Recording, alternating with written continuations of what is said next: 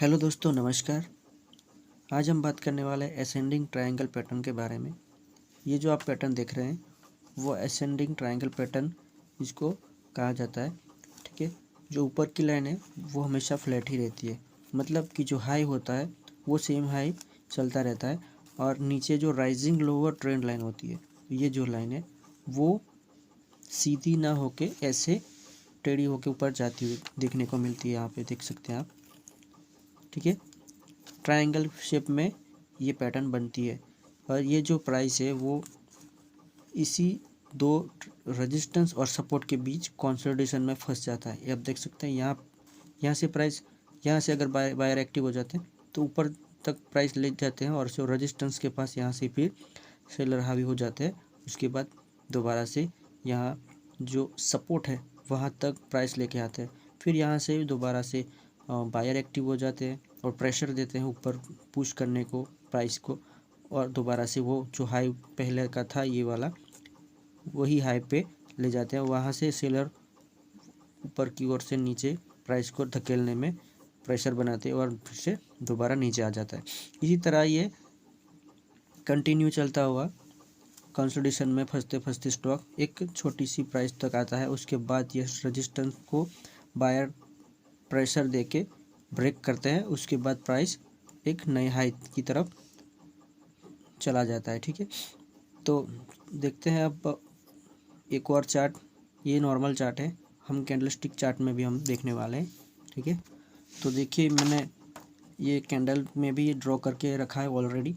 आप देख सकते हैं यहाँ से प्राइस ऊपर जाता है, उसके बाद ये सब रेजिस्टेंस पे जाके दोबारा से नीचे सेलर हावी हो जाता है। इसकी वजह से दोबारा से प्राइस को नीचे लेके आते हैं और दोबारा से बायर यहाँ पर एक्टिव हो जाते हैं और प्रेशर बना के प्राइस को ऊपर ले जाने की कोशिश करते हैं। और इस रेजिस्टेंस को जैसे ब्रेक करते हैं तो जो कैंडल ब्रेक होती है उस कैंडल के हाई के ऊपर हमें यहाँ पे बाई करना होता है।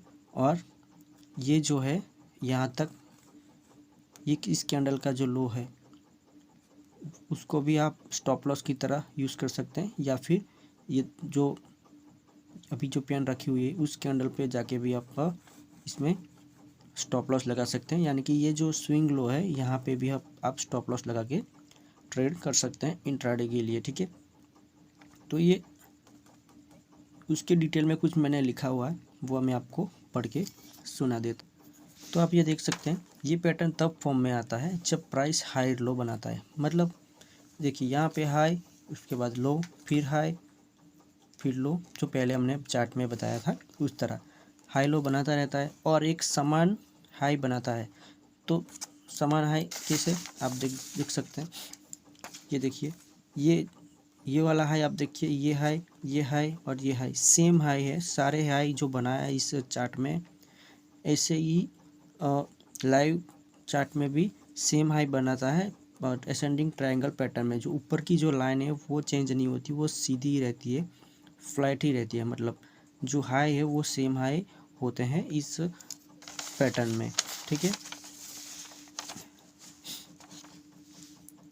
असेंडिंग ट्रायंगल देखा जाए तो वो अप ट्रेंड में ही बनता है। मतलब कि स्टॉक ऐसे ऊपर की ओर जाता हुआ हमें देखने को मिलता है। अप ट्रेंड के बारे में आप तो जानते ही होंगे। अप ट्रेंड क्या होता है, जो प्राइस ऊपर की ओर जाती है, ठीक है, उस दौरान बनता है। मतलब यह एक कंसोलिडेशन पैटर्न है। इस दौरान एक निश्चित प्राइस पर खरीदार ज़्यादा जोर नहीं लगा पाते। मीन्स कि आप देखिए यहाँ से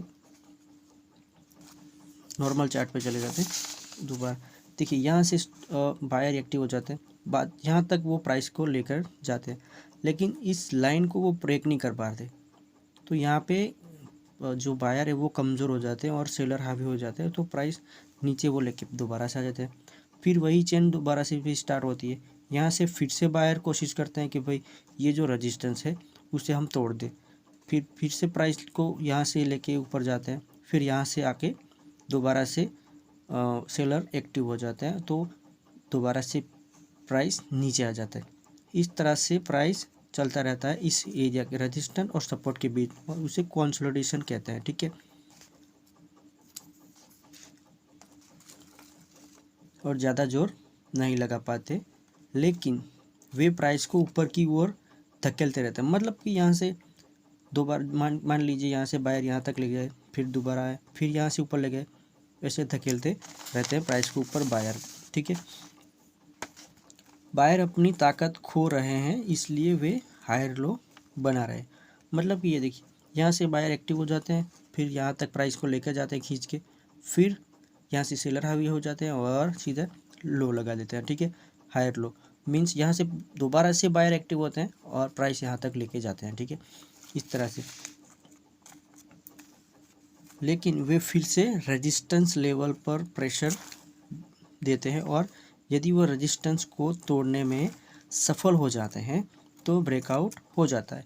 मतलब यहाँ से बायर एक्टिव होता है, फिर ऊपर जाता है और प्राइस को यहाँ रेजिस्टेंस को तोड़ने की कोशिश करते हैं। ठीक है, यहाँ से रेजिस्टेंस को तोड़ने की कोशिश करते हैं, लेकिन यहाँ नाकाम हो जाते हैं। उसके बाद दोबारा से नीचे सेलर लेके आते हैं प्राइस, फिर दोबारा से बायर प्रेशर बनाते हैं सपोर्ट से और ऊपर पुश करने की कोशिश करते हैं। तो जैसे ही ये रेजिस्टेंस लेवल पे जाके एक्टिव हो जाते हैं बायर और प्रेशर लगाते हैं, तो ये जो रेजिस्टेंस लेवल है वो टूटता है और उसे हम ब्रेकआउट कहते हैं। आप नॉर्मल चार्ट में देख लीजिए,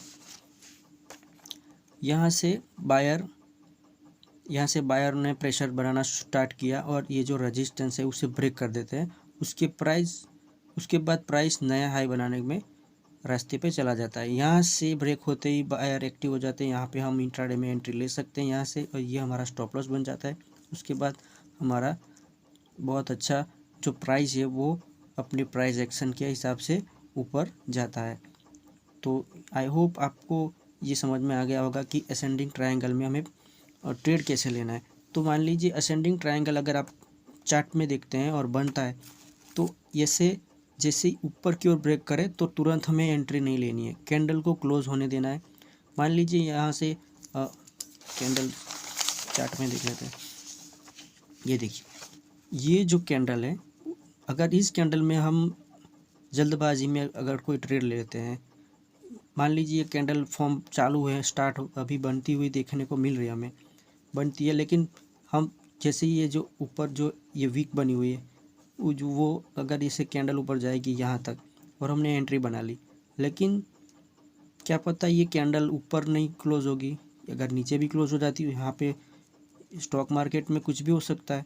यहाँ से अगर ये रिवर्स हो जाए तो यहाँ से नीचे ब्रेक करके भी स्टॉक नीचे गिर सकता है। इसलिए जब तक कोई भी कैंडल ब्रेक करती है और वो ब्रेक करने के बाद जो रेजिस्टेंस लेवल है उसके ऊपर ही क्लोज होनी चाहिए। तो ये देखिए, ये क्लोज ऊपर की ओर हुई है, उसके हाई पे हमें एंट्री बनानी है, क्लोजिंग प्राइस के नियर हमें एंट्री बनानी है।